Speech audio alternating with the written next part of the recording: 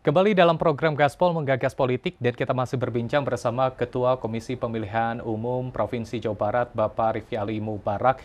Dan kita akan membahas juga soal pendidikan politik. Tadi disampaikan bahwa tanggal 28 November baru proses kampanye untuk partai politik memberikan informasi kepada masyarakat seperti apa bakal calon legislatifnya dan juga tentunya seperti apa juga nomor-nomor partai politik. Tapi tampaknya dari mulai kemarin-kemarin bahkan hingga saat ini cukup banyak juga Anda melihat di jalan-jalan ya ataupun juga di tempat-tempat publik baik itu atribut partai ataupun juga beberapa sosialisasi. Sebetulnya Pak Rifki, apa saja yang tidak diperbolehkan atau titik mana saja yang tidak diperbolehkan untuk proses kampanye atau sosialisasi? Saat ini masuknya proses sosialisasi atau kampanye? Sosialisasi. Jadi memang KPU sudah menerbitkan ketentuan mengenai kampanye. Oke. PKPU nomor 15 tahun 23 maaf, itu sudah dikeluarkan oleh KPU untuk mengatur kampanye. Dan dalam peraturan itu ada salah satu bagian yang kemudian dimasukkan oleh KPU, yaitu masalah sosialisasi dan pendidikan politik. Jadi partai politik dibolehkan melakukan sosialisasi dan pendidikan politik sebelum masa kampanye itu dimulai. Nah, cuma memang ada pembatasan sosialisasi dan pendidikan politik yang dilakukan. Jadi diperbolehkan misalkan partai mengadakan acara, tapi acaranya itu dikhususkan untuk internal saja dalam rangka pendidikan politik ya. Jadi internal, tidak kemudian acara itu mengundang masyarakat umum. Tapi itu untuk konsolidasi internal, untuk penguatan kapasitas internal partai politik maupun juga kapasitas internal dari calon legislatif yang akan maju. Dan kemudian partai politik dibolehkan untuk melakukan sosialisasi. Nah, memang sosialisasinya dibatasi hanya memasang bendera saja, bendera partai politik. Itu juga pemasangannya dilakukan ketika melaksanakan kegiatan pendidikan politik. Nah, jadi ada pembatasan itu. Bagaimana kalau selain bendera? Nah, ini yang kemudian juga bisa dimaknai berarti selain bendera itu tidak diperbolehkan untuk dilakukan pemasangan di tempat umum gitu ya. Jadi hanya bendera saja. Dan kalaupun dipasang juga, misalkan selain bendera, tidak mencantumkan citra diri.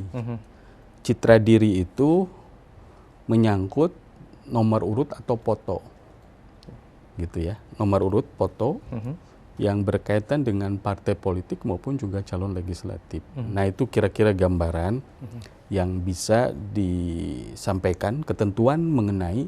Jadi diperbolehkan sosialisasi atau partai diperbolehkan untuk melakukan kegiatan. Cuma tadi sosialisasinya berupa pemasangan bendera partai politik dan kegiatannya berupa pendidikan politik, dan itu juga mengundang internal, tidak mengundang masyarakat secara luas. Dan terkait juga soal pendidikan politik, tentunya ini merupakan salah satu upaya untuk mencapai target ya Pak. Betul. Ya, partisipasi yang juga ditetapkan kalau kurang lebih kalau Pak Rifki pernah sampaikan itu adalah di angka 77,5 ya Pak ya.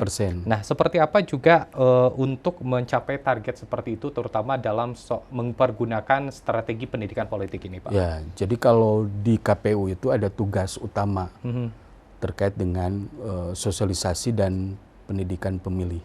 Yang pertama, tugas kami itu menyampaikan informasi terkait dengan pemilu. Ya, jadi informasi bagi pemilih terkait dengan pemilu. Yang kedua, yaitu pendidikan pemilih. Jadi ada voter information, ada voter education. Jadi KPU itu tugasnya pendidikan pemilih. Nah, apa yang kemudian disampaikan oleh KPU, yaitu bagaimana kemudian masyarakat, ini pemilih kan sudah ditetapkan 35,7 juta. berarti kita harus melakukan penyampaian informasi. Hal yang paling penting itu kan penyampaian informasi kepada pemilih, sehingga 35,7 juta ini mereka tahu tentang pemilu. Tahu hari H, 14 Februari, dan mereka juga mengetahui siapa peserta pemilu, kemudian juga tahu juga bagaimana tata cara menggunakan hak pilih. Nah ini yang kemudian sosialisasi inilah yang terus kami lakukan dengan menggerakkan penyelenggara kami di tingkat PPK maupun juga PPS untuk menyampaikan informasi pemilu kepada pemilih, supaya semua masyarakat pemilih itu mengetahui terkait dengan pemilu. Dan itu sudah kami lakukan. PPK bekerja sama dengan kecamatan, aparat kecamatan, dengan tokoh masyarakat di tingkat kecamatan, maupun juga PPS dengan aparat desa maupun kelurahan dan tokoh masyarakat di desa kelurahan, sehingga kemudian pendidikan pemilih, penyampaian informasi pemilu itu tidak hanya dilakukan oleh KPU, tapi juga melibatkan aparat di kecamatan, desa, dan kelurahan. Yang kedua, pendidikan pemilih ini yang penting. Setelah tahu, nah tinggal bagaimana masyarakat pemilih ini bisa menggunakan hak pilih. Maka kita lakukan pendidikan pemilih, supaya mereka menyadari bahwa menggunakan hak pilih itu merupakan hak yang paling berharga untuk menentukan masa depan bangsa. Nah, pendidikan pemilih inilah yang kemudian harus disinergikan dengan pendidikan politik, partai politik itu. Jadi kalau kemudian ternyata masyarakatnya sudah mau menggunakan hak pilih, ternyata mereka tidak mendapatkan informasi terkait dengan partai politik maupun juga caleg, kekhawatiran mereka juga tidak melaksanakan hak pilihnya gitu. Maka kami tekankan, dorong kepada partai politik untuk memanfaatkan tahapan kampanye ini supaya bisa menarik masyarakat, meningkatkan partisipasi masyarakat pemilih untuk menggunakan hak pilih dengan penyampaian visi misi program, sehingga tertarik lah gitulah ya. Nah sekarang kan sudah mulai. Partai A menang BPJS gratis, misalkan kan gitu ya. Atau dulu pernah Partai A menang SIM gratis kan, seperti itu. Hal-hal itulah yang kemudian bisa menarik. Jangan sampai kemudian yang terjadi adalah mobilisasi.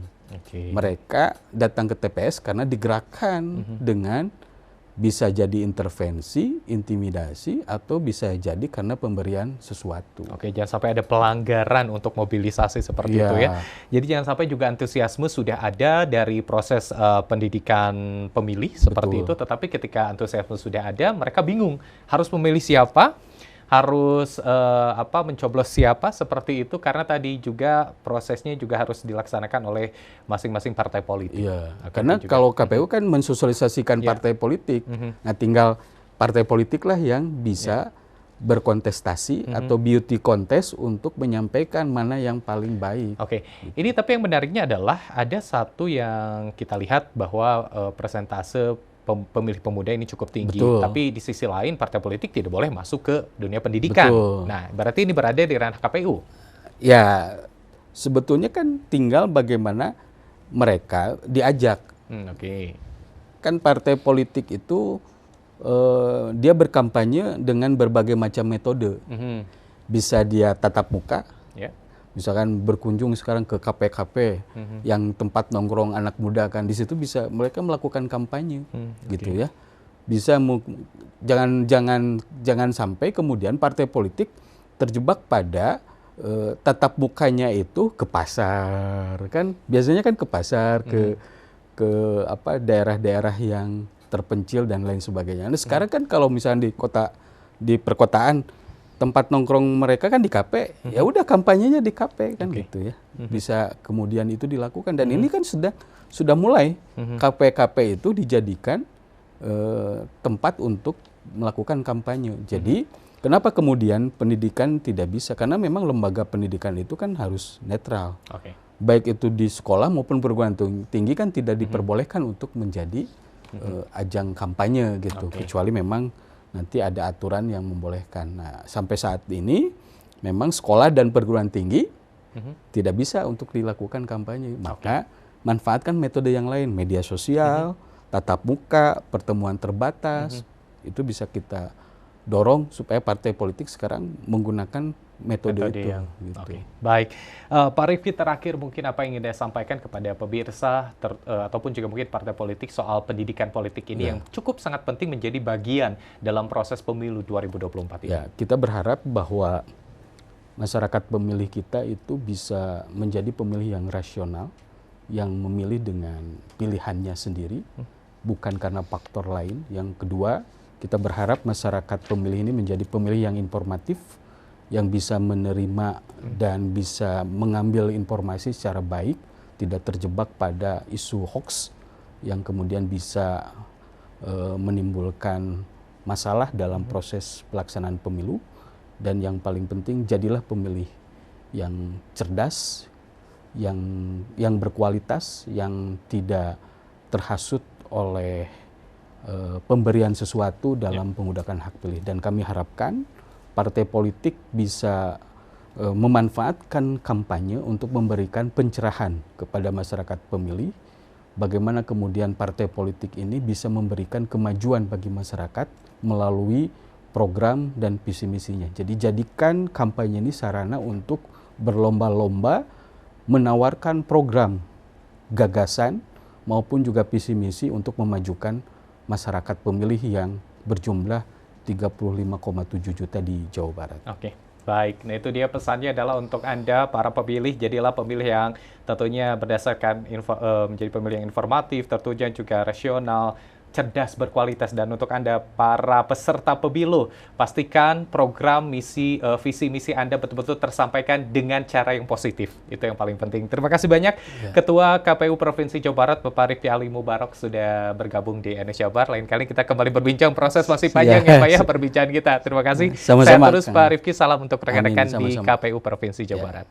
Pemirsa, itu dia perbincangan kita dalam program Gaspol, Menggagas Politik, dan ini pula mengakhiri kebersamaan kita dalam program iNews Jabar edisi kali ini. Mewakili kru yang bertugas, saya Irfan Budiawan mengucapkan terima kasih atas perhatian Anda, selamat beraktivitas, dan juga tentunya bagi Anda jangan sampai lewatkan di tanggal 14 Februari 2024 untuk menggunakan hak pilih Anda. Saya Irfan Budiawan pamit, Assalamualaikum, selamat pagi, dan sampai jumpa.